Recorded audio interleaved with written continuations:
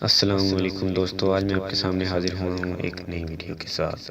شب برات کی رات سورہ یاسین اور سورۃ دخان پڑھنے سے کیا ہوتا ہے؟ جو لوگ چینل پر نئے ہیں وہ چینل کو ضرور سبسکرائب کر لیں اور ساتھ ہی بیل آئیکن کو بھی دبا لیں تاکہ آنے والی مزید ویڈیو آپ تک پہنچ سکے۔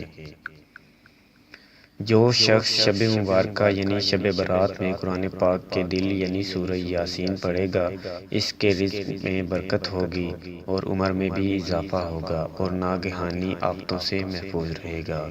اس شب مبارکہ میں سورۃ دخان پارہ 25 کی جو شخص 7 مرتبہ تلاوت کرے گا، اللہ تعالیٰ اپنے فضل و کرم سے اس شخص کی 70 حاجات دنیاوی اور 70 حاجات آخری پوری فرمائے گا۔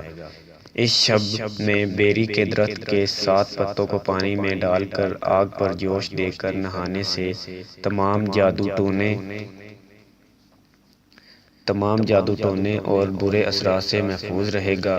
امن و امان اور جان و مال کی حفاظت کے لیے سورۃ البقرہ کے آخری رکوع کی آیات آمن الرسول سے لے کر علی القوم الکافرین تک پڑھنا نہایت ہی باعث برکت اور مستحسن ہے۔